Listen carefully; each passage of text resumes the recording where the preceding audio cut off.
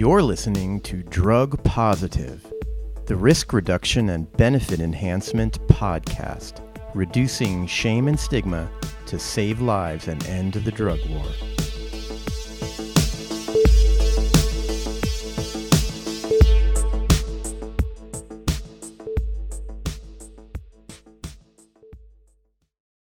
You saw things you shouldn't have seen.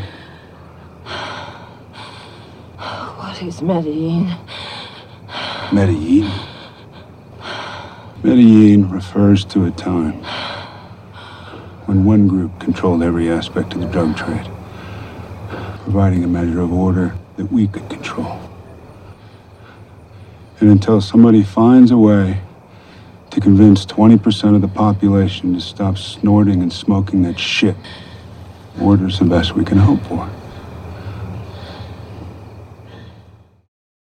That was a scene from Narcos, the Netflix series about the drug war in Colombia. In it, a CIA officer intentionally shoots and injures a female FBI agent who was about to bust members of a Colombian drug cartel. The CIA guy apologizes to her and explains that he had to stop her because, unbeknownst to her, the CIA was protecting this particular cartel, supposedly in order to bring order to the drug trade. He laments the breakdown of the Medellin cartel and the rise of competitors in the trade, and explains they're trying to bring back a cocaine monopoly in Colombia in order to stop intercartel violence. Painting CIA involvement in the drug trade in a benevolent light, the idea here is that since they can't stop Americans from using cocaine, they want to control the cocaine trade in order to ensure peace. What a reeking pile of bullshit! If you believe that nonsense, I've got a bridge to sell you. Now, don't get me wrong, I love Narcos. I've watched every season. It's fun, it's dramatic, it's an exciting series right up there with Breaking Bad. And in some ways, it's nice to see some mainstream media recognition of CIA involvement in the drug trade. But the explanation they present for why the CIA is involved is a complete and utter lie. It's what's sometimes called a limited hangout in intelligence community jargon. You admit part of the truth in order to disguise the actual truth. A limited admission of guilt that serves as a cover for what's really going on. And of course, Narcos is going to do that. The CIA is deeply involved in the popular media, reviewing and rewriting scenes in movies and TV shows all the time that deal with geopolitics. They're masters of propaganda, and they have their fingers in all the big pots. And if you don't believe this, if you think it's conspiracy theory, you need to listen to this episode. In this episode, I interviewed Douglas Valentine, author of 4 books on the CIA, the DEA, and their predecessor, the Federal Bureau of Narcotics. No historian knows more about the inner workings of the CIA and intelligence community than him. Why?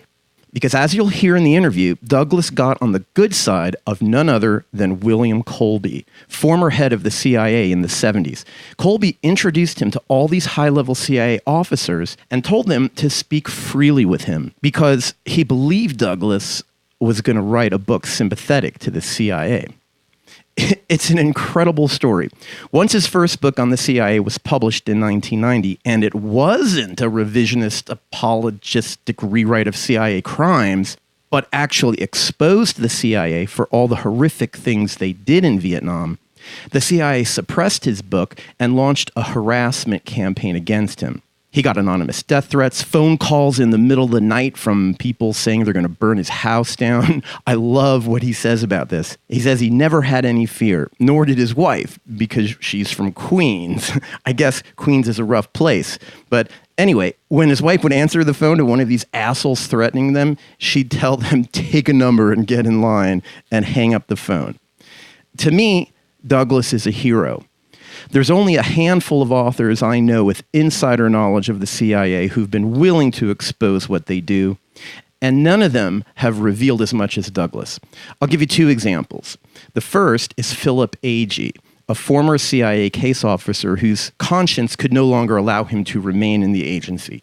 In 1968, he resigned and published a book about the CIA that told it all, even naming names of other CIA officers and what they did. Fearing for his life, he fled to Cuba, where he lived a long life and died in 2008, but he never returned to the United States. Then we have John Stockwell, former head of the CIA's Angola task force, who resigned from the CIA also after having a crisis of conscience.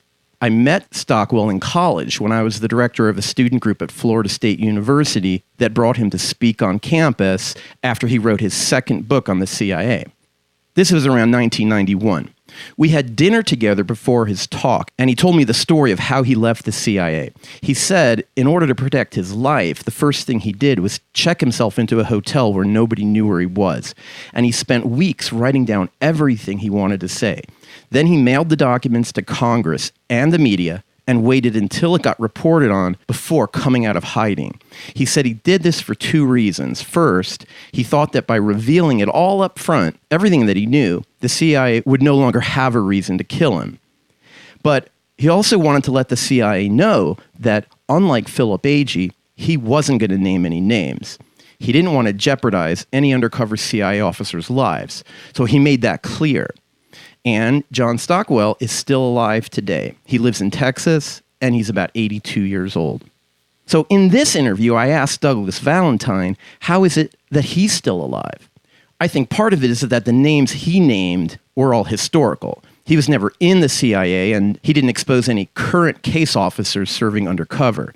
But in any case, I love his answer, which you'll just have to hear when you listen to the interview. He's proud of the fact that he hustled the CIA. He got access to all these higher-ups, got William Colby to vouch for him, and then exposed it all. You can read his first book on the Phoenix program in Vietnam, and his most recent called The CIA as Organized Crime. He's also written two books on the DEA and FBN, the Federal Bureau of Narcotics, the DEA predecessor organization headed up by the infamous Harry Anslinger. And what you're going to learn here is that there has never been a separation between these organizations. The CIA controls the DEA. They controlled the FBN. They always have. Harry Anslinger, the racist motherfucker and master propagandist behind reefer madness in the 1920s, who told Americans marijuana would make white women have sex with black men, he was actually one of the founders of the CIA. You're going to hear all this and more really soon. This episode is the second in what I call my Deep Politics series. Deep Politics is a term coined by Peter Dale Scott and refers to the clandestine organizations and their activities that control governments, typically led by state intelligence agencies, the KGB, MI6 in Britain, and the CIA in the US.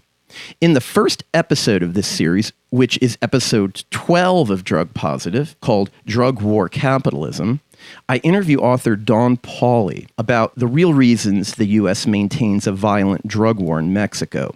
Some people actually wrote me after listening to that episode that they had nightmares from it. So be careful here, folks. While there's nothing gruesome in this episode, if you're the kind of person who needs to believe in the benevolence of the United States, or who clings to the fantasy that we live in a democracy, that Congress or even the executive branch actually control economic and foreign policy, that the U.S. defends human rights around the world, that notions of a deep state are just conspiracy theory, then this episode is going to disturb you. I try to keep most of the interview about drugs, the connection between the CIA and the drug war, and why keeping drugs illegal and protecting the illicit drug trade serves the interests of the CIA and Western corporations. Basically, you're going to learn why everything you hear about the drug war, that the U.S. is trying to stop the flow of illegal drugs, is total crap. The U.S. created the illegal drug trade. They maintain it. U.S. soldiers are protecting the poppy fields in Afghanistan. Heroin flows freely to Europe, and the profits are laundered through Western banks. The very Wall Street banks you'll learn in this episode, whose executives drink martinis at house parties alongside CIA officers. I think this stuff is important to know because as drug policy reform activists, we have to understand what we're up against. But I also talked to Douglas about his personal story, how and why he did what he did. He talks about his relationship with his father, who was a POW during World War II in a Japanese-controlled prison camp in the Philippines, and how the secrets his father kept from him when he was a kid estranged them and caused his father to develop severe PTSD. He talks about their reconciliation, and this played a role in William Colby trusting him, because all these spooks are also estranged from their children, because they can't tell them what they actually do. Douglas also talks about his positive LSD experiences in the 60s. And like us, he advocates for psychedelics and treating problematic drug use as a health issue, not a criminal one. I really love this guy. He's 70 years old, he's honest, courageous, and has true insight into psychology and what drives people to do what they do. He wears his heart on his sleeve, and most significantly to me, he's wise. My absolute favorite part of the interview is when he says, we're not going to change what's going on. We aren't going to prevent the CIA from doing what they do and exposing their dastardly acts. He loves to use the word dastardly, by the way.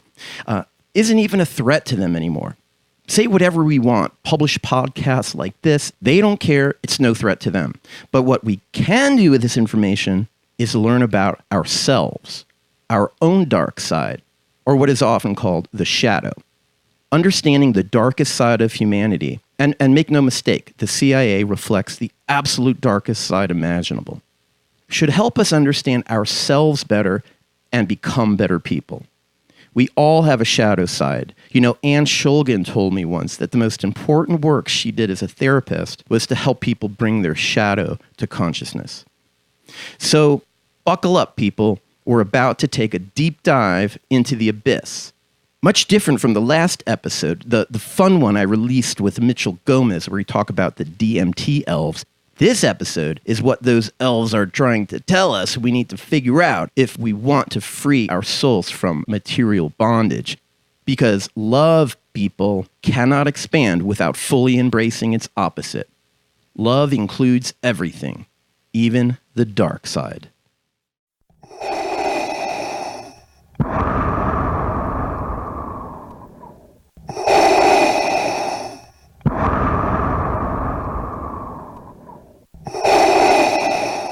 Okay, just a little housekeeping before we get to the interview, and that is, I just want to tell you that I've started up Drug Nonsense again. My other podcast you can hear by going to patreon.com and subscribing for just $3 a month.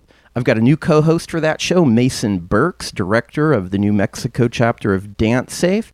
He's young, smart, and entertaining. Drug Nonsense is the podcast that critiques the misinformation and sheer idiocy of the mainstream media's reporting on drugs. You will love it. And so you know, your support there helps me keep this podcast going too. It takes a shitload of time to produce these episodes, people, and my Patreon is the only way I support all this. So please go to patreon.com/drugpositive, check it out, and consider subscribing. You get access to all past and future episodes of Drug Nonsense. Okay, are you ready? Are you sure you're ready? Here it is then, my interview with Douglas Valentine. Douglas, I'm a big fan of your work, so this is very exciting to me. Thank you so much for being on the show. It's my pleasure. Great. So, you know, I began my career in harm reduction and drug policy when I founded Dance Safe back in 1998. And in 1999, so right around the same time, I read Alfred McCoy's book, The Politics of Heroin. And it blew me away. And so this relationship between drug trafficking and the CIA has kind of evolved parallel with my career. And it's often a difficult topic to convey to people, but it's been reinforced every step of the way, including in my recent work producing a documentary on the drug MDMA. In that work, I interviewed a lot of veterans, including some Afghanistan veterans, who told me that essentially they were there in Afghanistan protecting the poppy fields. And so there is a way in which the CIA utilizes drug traffickers. And this may be one of the reasons it's so hard to decriminalize or legalize drugs and solve all these problems we're having now. And this is largely a focus of your work. So I wanted to begin there.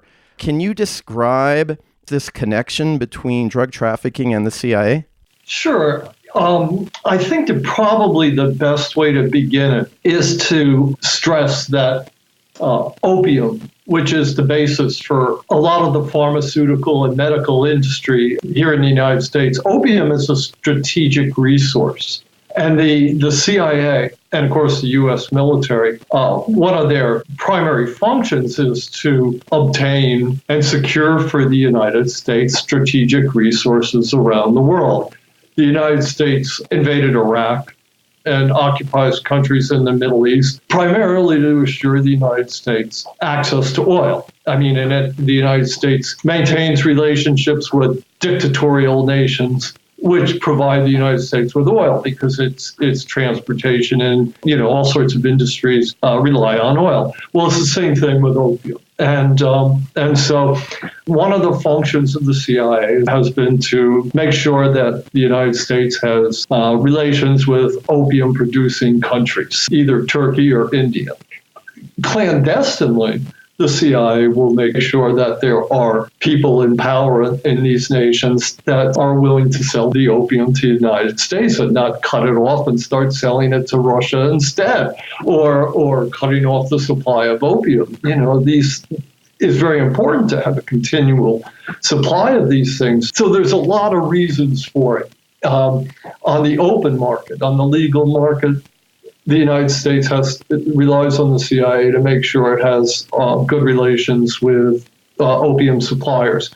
Off the books, they'll make sure that their warlords in countries like Afghanistan nowadays have a steady supply of opium so that they can fight wars on the United States' behalf, whether it's against the Taliban supposedly in Afghanistan or against the communists in Southeast Asia or the communists in South America, where the CIA engineered a cocaine coup in Bolivia in 1980, and where it constantly interferes in the politics of governments in South America so that it can control the drug industries there.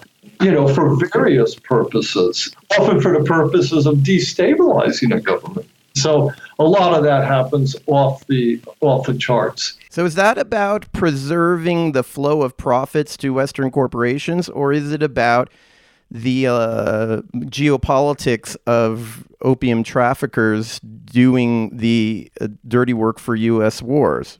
It's that and a bunch of things. The Vietnam War signaled a big shift. And the reason was one of the functions of opium in the sense of it being part of the unstated policy of the United States, which the CIA affects. The State Department affects the United States' stated policies, and the CIA affects its unstated policies. And in World War II, in the Vietnam War, the CIA was making sure that its client states in Vietnam and Laos and Thailand were assured a steady flow of opium and its derivatives, including heroin, in order to fight against the communists in those countries.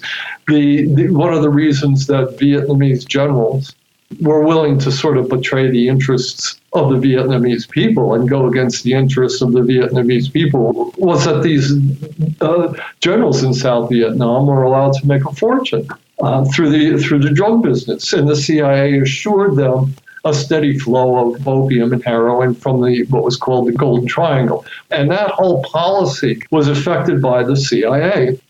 These generals would create basically totalitarian states and fight wars that were unpopular because they were allowed to make vast fortunes doing it. And that's something that the CIA does. It organizes the trafficking networks. It works with the media to make sure nobody reports about it. They call it national security, but also Congress turns a blind eye and allows it to happen because it's in the national security interests of the United States. This has been unstated policy ever since the United States decided to support the nationalist government in China in the mid-1920s. Chiang Kai-shek's government in China basically supported itself through the opium industry. And the United States government, even before there was a CIA, allowed the nationalist Chinese to deal opium and make money from it because that's how they bought airplanes for their Air Force. It's how they were able to fund their armies. So this has been going on for a long time. But as the world evolves technology, the CIA has played a bigger and bigger role.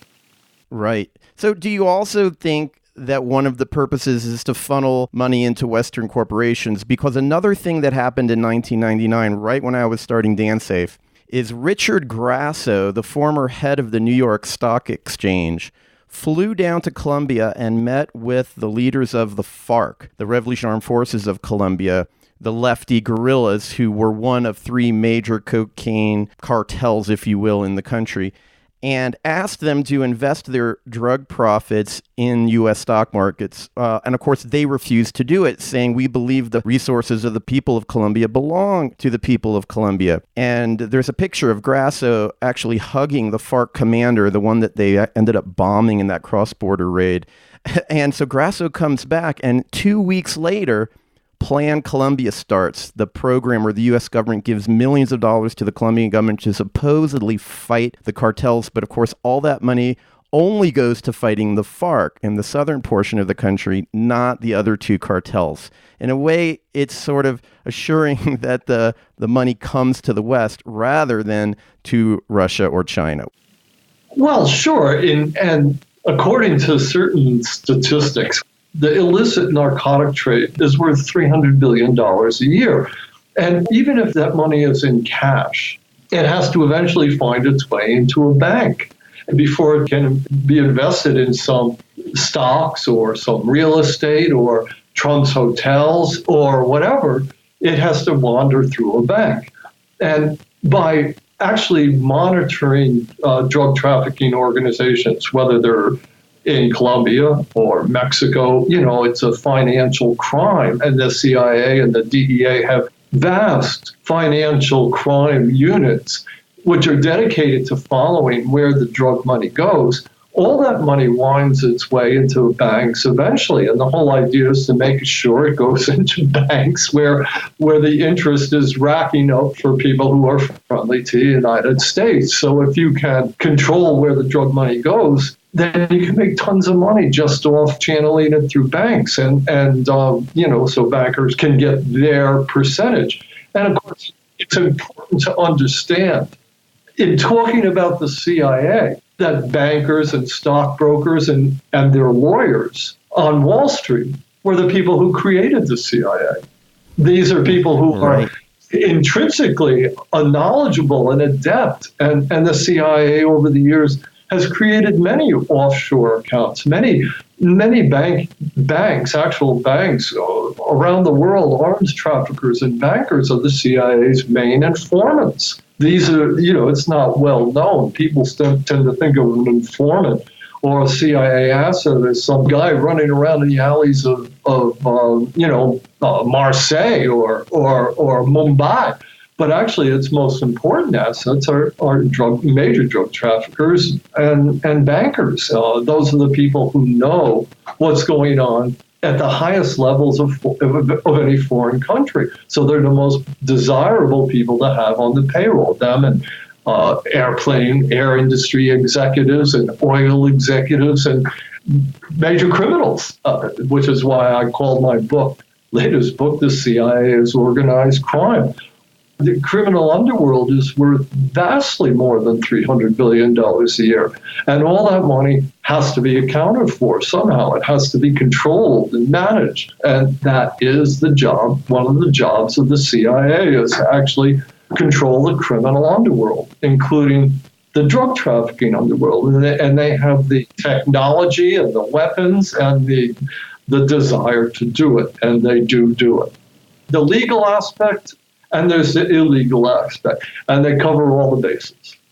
One of the more interesting things I discovered in reading your book, The Strength of the Wolf, is that Harry Anslinger was not just the racist head of the FBN prosecuting black people for cannabis and heroin, but he also was one of the founders of the CIA. So you taught me that in your book, the relationship between the CIA and drug interdiction efforts has always been I wouldn't necessarily say a scam, but I would say while they're trying to bust some people for trafficking drugs, they're also protecting others. And Anslinger did this from the beginning of his job.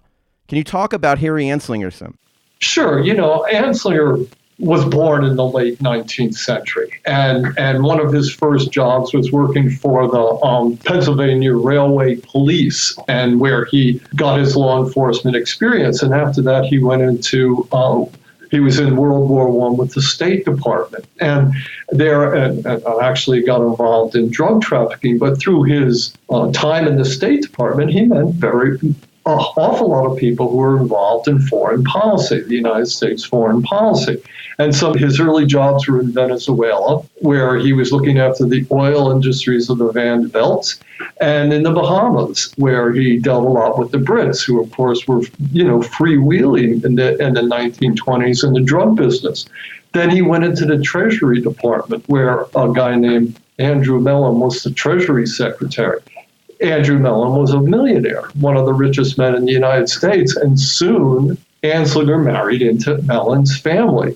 And at which point his career was, guaranteed that he was going to be intimately involved in the foreign policy and domestic policy issues of the United States once he had married into this really stratospheric deep state family. And thereafter, he was given some of the most important security jobs in the United States. He had what was called Anslinger's Army, and it was based on both the pharmaceutical industry, the drug manufacturing industry, and the medical industry, the AMA. And these were the people that he was aligned with, and he was making sure on behalf of Andrew Mellon, this phenomenally wealthy guy, that all of their interests were taken care of. And he did all that basically behind the scenes. And he kept people's interests, the American public, focused on things like reefer madness, while he was actually taking care of, primarily the interests of the rich political elite of both parties. Then when World War II came around, and the United States wanted to create an organization that could work behind enemy lines in places where the military wasn't serving, places like nationalist China or occupied Germany or occupied France. They called on the people who created the OSS called on Harry Anslinger to help them, because his workforce, these federal narcotic agents that were under his command, it was maybe about 300 of them, were the only people in the United States government who had a lot of experience working undercover in the criminal milieu in foreign countries. And so Anslinger provided his workforce to actually help create the OSS. That's so interesting. For listeners don't know, the OSS is the Office of Strategic Services, which is really the first covert organization to operate overseas and eventually became the CIA. And you're saying Harry Anslinger kind of started it. That's crazy to me. Yeah, he was, for many reasons. Again, it's not just for one reason. The primary two reasons are that he's connected to the rich political, banking, industrial elite, and he knows his place, and he knows that they're his bosses and that he ultimately serves their interests. And he's a master of propaganda, of being able to dissemble before Congress and to say the right things in Congress, just like CIA officers in the future always do. It's easy once you know how to do these things, and Anslinger was a master of it. Plus, he has a workforce who know how to handle mercenary informants. They know how to work undercover, go into the underworld in countries like France or Germany, and to avoid detection by the law enforcement services of those countries, which is exactly what the CIA does. It goes to a foreign country. It smuggles in guns, or it smuggles in radios, or something clandestinely. It knows how to, the CIA officers adopt a false identity. They disguise themselves. They go into a foreign country. They run around doing illegal things, avoiding the attention of the law enforcement and security agencies in that country. And this is what Harry Anslinger's agents teach CIA officers how to do in World War II. So they're basically joined at the hip. Some of his most senior agents become top OSS officials in the field and at home. Plus, his brother-in-law, a guy that he's related to, is a guy named David Bruce, who's in charge of all the OSS intelligence operations. I mean, so when they needed people to create a truth drug in World War II, the OSS went to Harry Anslinger and tapped into his supply of confiscated marijuana. And after World War II, the CIA did a truth drug. It went to Harry Anslinger, and he provided them with LSD, and they set up safe houses around the country. And they started experimenting on American citizens in safe houses that were set up by Anslinger's Federal Bureau of Narcotics. So they're really joined at the hip, the CIA and the Bureau of Narcotics, and they have been since the origin of the CIA. They're inseparable, indistinguishable. Yeah. Well, this is fascinating to me because I think a lot of our listeners know about MK Ultra and the CIA experimenting with LSD in the 60s, either as a truth drug or possibly even just to destabilize or arrest anti-war leaders. But I never knew until I read your book that they also used cannabis as a truth serum much earlier during World War II. And Anslinger was the guy behind it. But I just want to ask, do you really think it worked as a truth drug?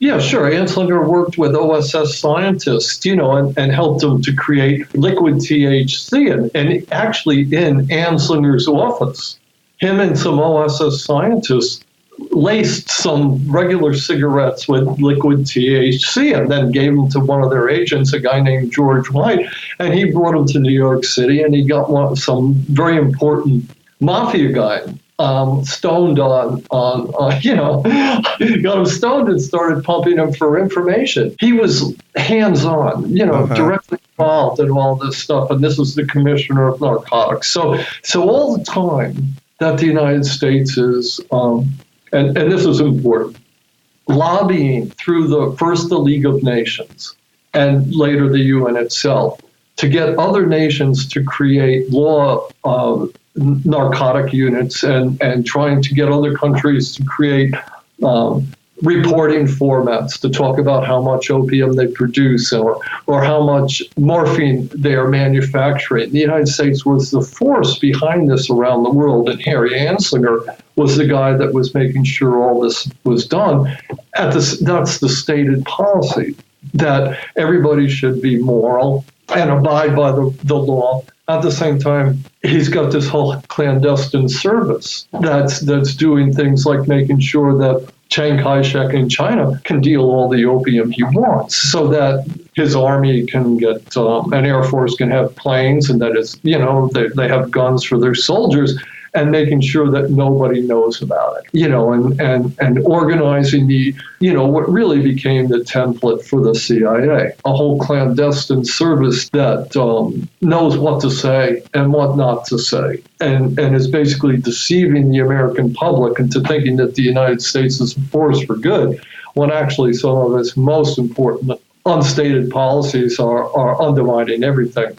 Well, this may be a good shift to talk a little bit about that, because the first book of yours I read was The CIA as Organized Crime, a little less about drugs in that one, more about the Phoenix program and these horrible things that the CIA does, torture and kidnapping and terrorizing populations. And yet you talk a lot about the hero mythology that they employ and believe in that justifies for them why they can do these things. And you got access to all these high-level CIA agents because William Colby, a former director who liked your book about your father, basically told them to give Douglas the interview he wants. So you had this privileged access. I'd love for you to talk a bit about the mentality of these folks that justifies the horrible things they do.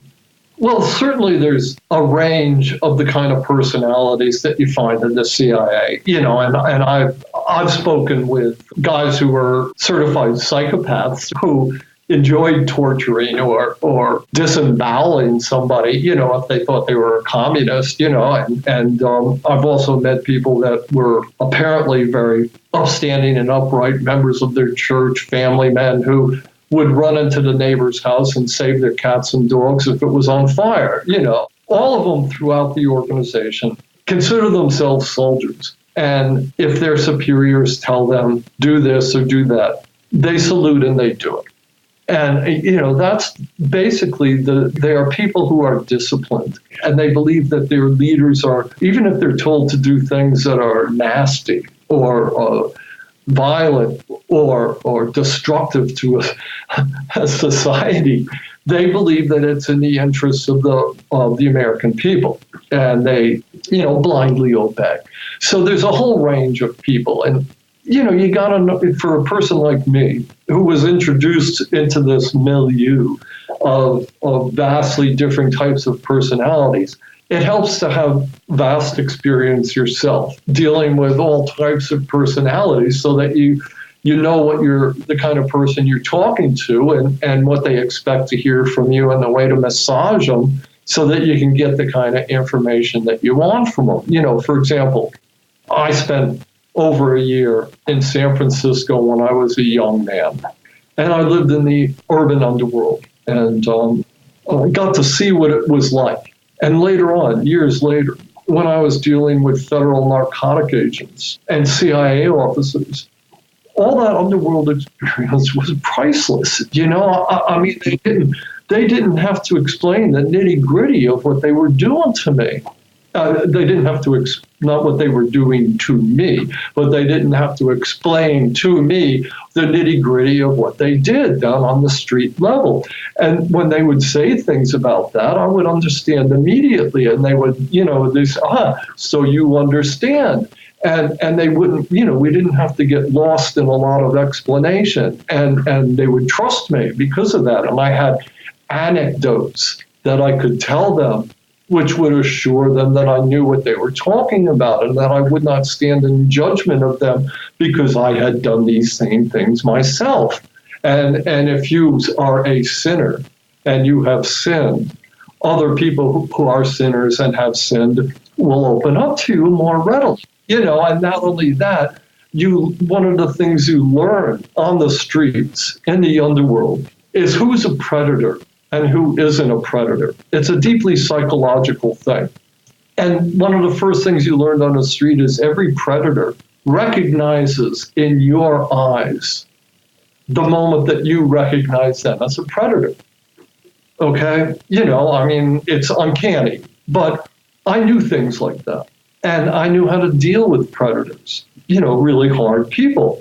And so when I would talk to CIA officers, I did not react to the fact that they were predators because I had lived among predators. And this is important. If you go in there and you're a kid from the Columbia School of Journalism and you've never lived on the street, they are not going to take you into their confidence. If they, so there were many things. And that's just one of the kinds of experiences I had that gave me some credibility with CIA officers. Plus, my mother was an Italian. I knew what it was like I knew the nature of corruption.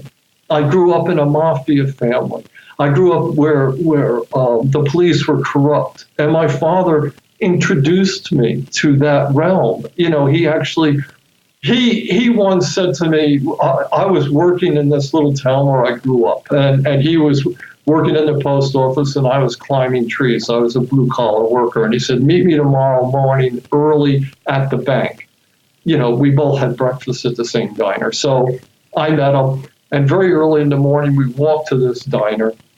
And the mafia bread truck, which I did not know at the time was a mafia bread truck, the Pellegrino bread truck was in front of this diner and the owner's car. And my father sort of took me by the hand and he walked me out into the street and he flung open the back of this bread truck. And inside were four of the village policemen this mafia bread truck driver and the owner of the diner, who was the local bookie in town. And the cops actually went around town picking up all the numbers. And these guys were in the back of this bread truck passing numbers and counting up money and stuff. And they all looked at me and their mouths dropped open. And my father said to me, "This is the true relationship between crime and law enforcement." And he closed the doors. And the next day, these guys didn't act like anything had happened. You know, I mean, I went to school with their kids. I saw them on the street and nobody batted an eye. All of a sudden, I was just a member of this inner club. Nothing changed. Nobody skipped a beat. But so I knew things like that, and I had experienced things like that, which were invaluable and which were unusual because, you know, none of the other kids I knew were having experiences like this. Right. And that gave you some credit with the CIA officers you interviewed. But has anyone seen you after your first book now as sort of a traitor to the class? What about your father? Did he read your second book in 1990 on the CIA? Yeah, sure. My father, and this was really essential as well. And of course, it's all psychological. I mean, and I was the kind of personality who could absorb and incorporate these kind of experiences. You know, not everybody can, and not everybody wants to be a writer. So there was a lot of it was just me. But my father and I hated each other. And after his second open heart surgery, I was up in New Hampshire and he was recovering in New York. And he called me up and he said, "You want to be a writer, right?" And I said, "Yeah." He said, "Come home, I have a story to tell you." You know, and he told me how he had been a prisoner of war, and I didn't know that. And he had been in a prison camp in the Philippines. The Japanese ran it, and events happened in that camp that were incredibly unusual, to the point that the military made my father, after the camp was liberated, and, you know, he had suffered horribly. He weighed about 100 pounds, you know, it was malaria, dysentery, all sorts of diseases. The military made him sign a non-disclosure statement saying he had never been in this camp, and they gave him a whole new set of military records. And he was told, if you ever tell anybody about what happened in this camp, which involved a murder that he was involved in, that he would be prosecuted for murder and stood up in front of a military firing squad. Okay? And I wrote a book about this, my first book. And during the course of this, my father and I went through a transformation. And he said to me that all our problems were the result of him keeping this information from me. It had caused in him PTSD, psychological problems, which he had projected on me and my sisters. And all the problems, the miscommunications between my father and I were his fault. And he admitted this. And the doctors told him, if you don't admit this and confront this, you'll never get better and you'll die. And so there's sort of magical process for a kid who wants to write a book and has always wanted to write a book and is at odds with his father. And then all of a sudden this thing happens. It was like magic. And all of a sudden my world changed. And I had a better relationship with my father. I learned a whole new range of psychological realities that, again, helped me when I was dealing with the CIA and professional narcotic agents who, for a large part, were estranged from their families and from their sons because they were forced to keep secrets from them. And they had stresses in their family relationships because of the nature of their work which they did, which precluded them from being honest with their own families. Well, this book comes out and all of a sudden they say to themselves, this guy understands who I am. He understands what my problems are. I'm going to tell him about the Phoenix program because he'll understand. Some kid even some adult man from the New York Times or Columbia School of Journalism is not going to understand what this guy understands because his father went through it. And he understands the meaning of this kind of coerced secrecy. And once you join the CIA or the Federal Bureau of Narcotics, now the DEA, you sign a document that says, I'm not going to tell anybody what I'm doing. And if you tell, you can go to prison. So it's the same psychology, it's the same set of psychological prohibitions, and all these guys have the same heart attacks and the same drinking problems because they're under the same pressure. All right, so let me go back, because you talk about how William Colby read your first book that you wrote about your father, and in the book you talk about the reconciliation you had with your father and how Colby was really impressed by that. So I want to ask, do you think that Colby gave you these introductions hoping that you would write a book that would help maybe even him and others to reconcile with their families, and when it came out and it was critical, Sure, they but it's a two-part thing. There's the father, and all great literature has to do with the hero, the young man wanting to kill his father, and creating symbolically destroying his father and creating his own identity. That's a big part of literature, that and the myth of the hero. There's two parts. If you want to have a reconciliation, the son has to be as aware of what's going on as the father. So even if a father wants to have a reconciliation with a kid, if the son's not ready or can't understand what happened to the father, then it won't happen. But anyway, it worked with my father and I. And so Colby, who was estranged from his kids, as were so many other CIA officers, saw me as a person who would portray them in such a way in my book that it would become evident to their children and the public at large that these were people who were sort of coerced into doing something that was dastardly, but that they were doing it for the well-being of everybody in the world, in the country. But they were deluding themselves in several ways. First of all, there's a difference between being in a prison camp where, and doing things for your survival and for the honor of the prisoners, than actually volunteering for the CIA, knowing that when you get in there, you're going to do a lot of dastardly things that aren't in the final analysis necessary for anybody's survival. That it's really, an illusion that the CIA exists to somehow preserve the national security of the United States. It exists to preserve the enjoyment of the privileged status that the rich political elite enjoy. The CIA is not a social services organization. It does not have the interests of the urban poor or blue-collar workers or the middle class in mind when it goes out and does the things it does. And even many of the things that it does include terror, which has no other purpose than terrorizing people in order to coerce them into doing things that they don't want to do. And it's the exact antithesis of what happened to my father. And this is one of the problems with people in the CIA. I know I'm getting deep and psychological here, but it's one of the problems with the people in the CIA and the Federal Narcotic Bureau is that they're self-deluded.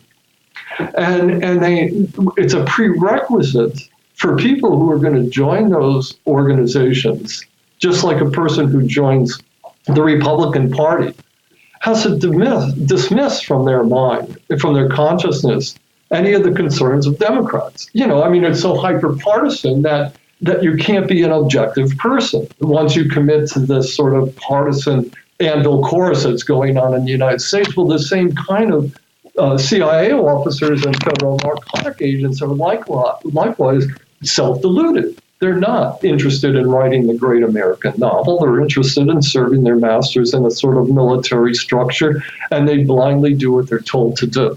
So there was a lot of misunderstandings going on the part of the people that I was interviewing, and I had none of those misunderstandings. Going back to my time on the streets of San Francisco in the criminal underworld, everybody had a hustle and everybody had a game. And the preeminent game, the preeminent hustle, was hustling the hustlers. And it's sort of like a counterintelligence operation, and I got good at that. And all the time I was dealing with the CIA and the federal agents of the Federal Bureau of Narcotics, I knew I was hustling them. And I knew how to affect the kind of mannerisms that were necessary to hustle the hustlers. All right, so I got to ask you. And I pulled it off. And it was funny to me because here are the people that are supposed to be the smartest, most brilliant and educated and capable people in the country. And a kid who came off the streets was able to hustle them because of just by playing on their own delusions and of grandiosity, and a lot of their psychological weaknesses because they wanted to be understood, and they didn't even understand themselves. So it was kind of, funny to me, but of course there was a price to pay for it. But that's sort of the psychology behind the whole thing. Well, so that's what I wanted to ask you. First of all, I'm glad you did it because I've learned so much from you.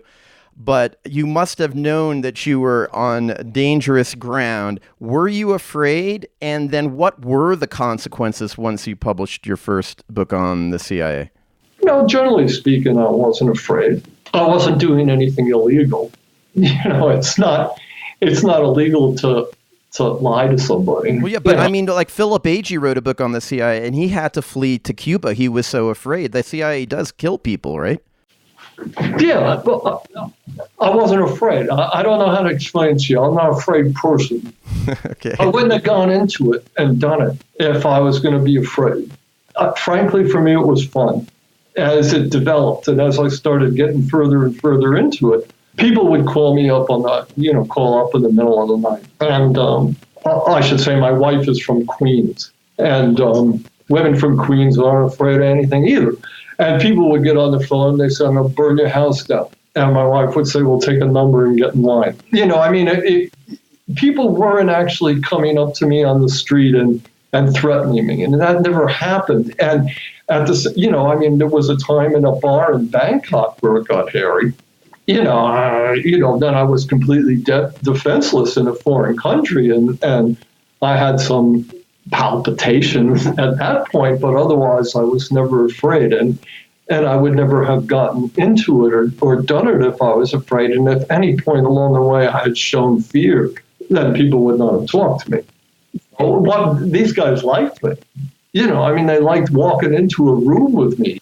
I related to these people because by and large they're not afraid people either. But after you published your book, there were some consequences, particularly for the profits. CIA suppressed your book, right? You told me that earlier. You want to talk about that? Sure. Well, the price, at the same time that I went into this, I always knew that there would be a price to pay.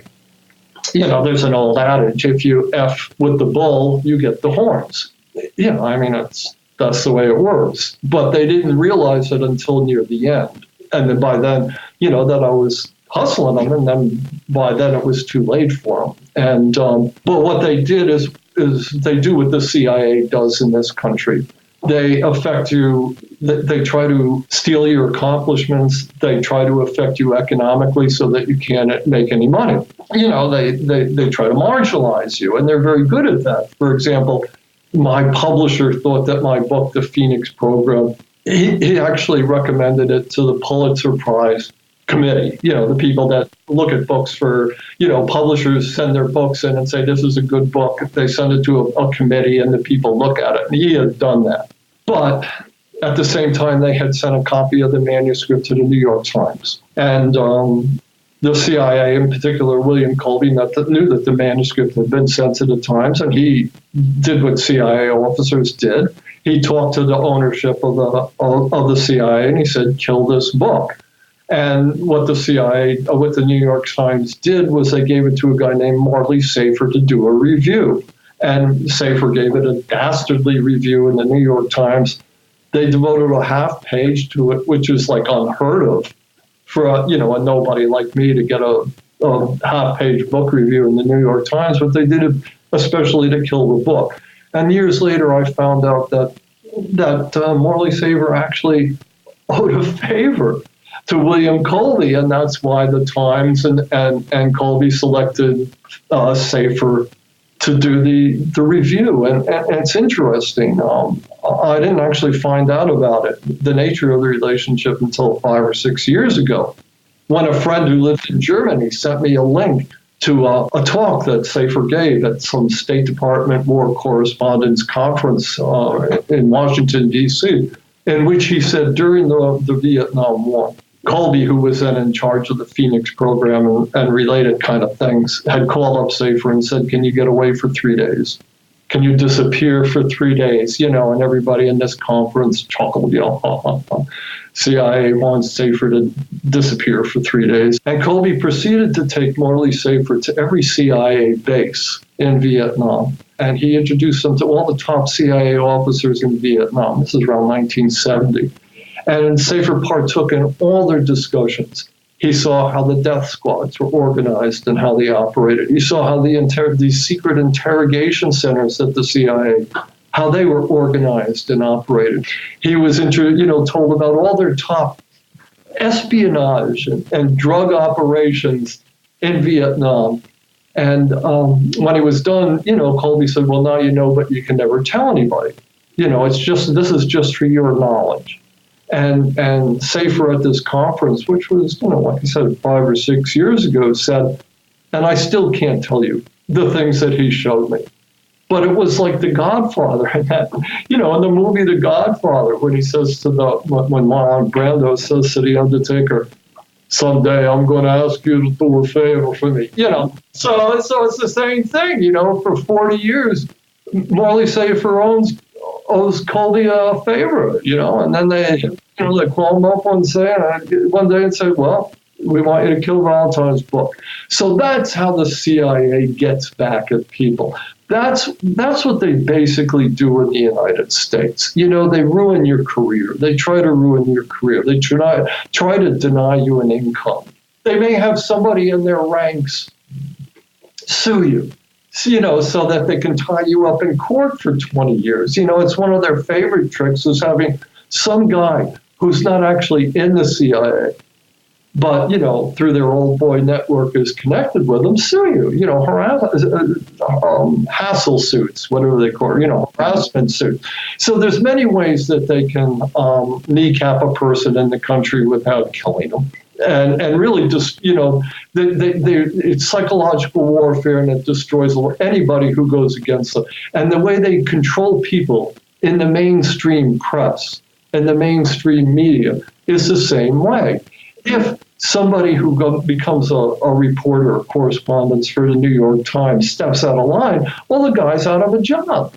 So everybody in the New York Times knows that if you want to climb the ladder and you want to have success, you don't rat out the CIA, you do what your editors and your publishers tell you. And that's why today our mainstream media is a constant source of misinformation and disinformation about everything, not just drug policy. Nobody in the mainstream media is going to tell you about CIA drug operations in Afghanistan. They all know it. It's all there. But they're never going to say anything, because if you say anything about the CIA, your career is over. Not only that, somebody's going to sue you, or you might even go to jail. So nowadays, there's a lot of internet websites, Mint Press News, for example, Consortium News, that do run stories like this. How do you think the CIA is worried about the internet, this new freedom of information and a breaking of the stranglehold of corporate CIA propaganda? You're getting more play now on podcasts because of people like me, for example. Are we treading on dangerous ground here? No. They're not worried at all. And you're not treading on dangerous ground. We are flies on the butt of an elephant. They're concerned with very big things. They have agents inside the KGB, or what used to be the KGB. They're trying to find out what Putin is thinking, and what he's going to do next. They have big fish to fry. They're concerned with manipulating and controlling political and social movements around the world. They're in the process now of removing the socialists from Bolivia and putting in fascists. They operate overseas. So it doesn't matter if Mint News says the CIA is overthrowing the socialists and putting in the fascists in Bolivia. What matters is that the CIA is overthrowing the socialists and putting in the fascists. I don't care what news says about it. They're just doing it. And that's the same thing all around the world. I mean, people can comment on it or express some frustration about it or outrage about it, but we have no ability to prevent the CIA from doing these things. And how could you? I mean, they have the $50 billion budget and guns and airplanes and stuff at their disposal. So no, commenting on the CIA, talking about its dirty deeds, are not dangerous at all. If you're Allende in Chile in 1973, you're in danger. Right. If you're a socialist leader of a foreign government, you're in danger. But Whitney Webb, no. They don't even know what she. Doug Valentine. Well, he was a guy that got under our skin. But I'm not preventing them from doing anything that they need to do. So don't worry about it, folks. And the thing is to become aware of what's going on and to have some influence, within your own little world and to, first of all, solve your own psychological problems, to free yourself from whatever your hang-ups are and start looking at things objectively. Don't worry so much about what the CIA is doing. Find out what's going on in the world and free yourself before you worry about freeing, everybody else. Right. I always thought understanding the truth was important. It's always been important to me. I think some people can't stomach it and shy away from these kinds of conversations, awarenesses. And then if there is one thing I've always thought I could help accomplish, it would be around drug policy. I think we might see the legal regulation of psychedelics, like we're seeing cannabis legally regulated, because I think those drugs are impossible to monopolize, and they're not addictive, and there isn't $300 million of profit being made from them, as opposed to heroin and cocaine, say. But so we might see the legalization of psychedelics, but we also might see the decriminalization of these other drugs, such that users aren't arrested and we treat them as a public health issue. And that could save a lot of lives, yet continue to allow the CIA to engage in drug trafficking around the world. Well, sure. That's the whole solution to the drug problem in the United States is to treat it as a public health problem, not a law enforcement problem. And for example, LSD. I did a lot of LSD in my younger days. And it was one of the things that helped me to break out of all the conditioning that I have been subjected to and was subjected to as a young kid growing up in a segregated conservative community. And I highly recommend it to everybody who has any interest in expanding their consciousness. And me too. I remember the first time I interviewed. The one time I interviewed Daniel Ellsberg about his CIA exploits, his association with the CIA, I should say. Yeah, and one of the first things out of his mouth was, I love LSD. It's not something that is specific to outcasts or people who are antisocial or something. It's something that actually can make you a better citizen and help you to understand things better and be a better person. So I'm all for having access to psychedelic drugs, for people who want them. And I know lots of people who feel the same way, and I think that to a certain extent, everybody should go through the experience, and if you go through it and, under the guidance of somebody who can move you, properly through it, it's a wonderful experience. And, things like, I think that if all drugs are created as a public health issue, And if instead of pouring billions of dollars into drug law enforcement, that money goes into universal health care, and people and poor people are lifted out of poverty, and they're given opportunities, and that the need for drugs vanishes. And maybe people want to do recreational drugs, sure, but they're not going to be getting involved in gang warfare. They're not going to be poisoning their own communities or pushing it on other people, because they won't hate themselves and they won't hate their environment, and they'll be looking forward to tomorrow and having a good time and prospering in the world. So one of the last things I'll say, because I'm fading out, and one of the things that Gary Webb had made clear in his book is that our rulers, this rich political elite that I was telling you about, that Harry Anslinger worked for and every other senior executive in the United States government works for, do not have the best interests of the people at heart. They have their own interests at heart.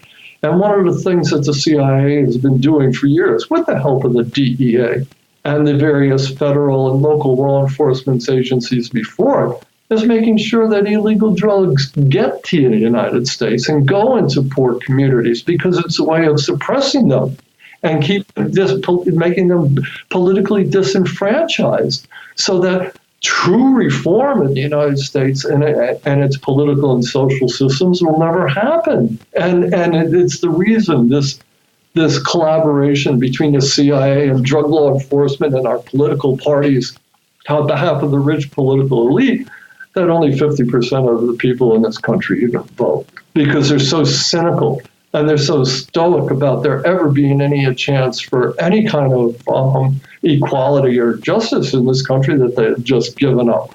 And the CIA's involvement in drug trafficking is one of the big reasons for that. Right.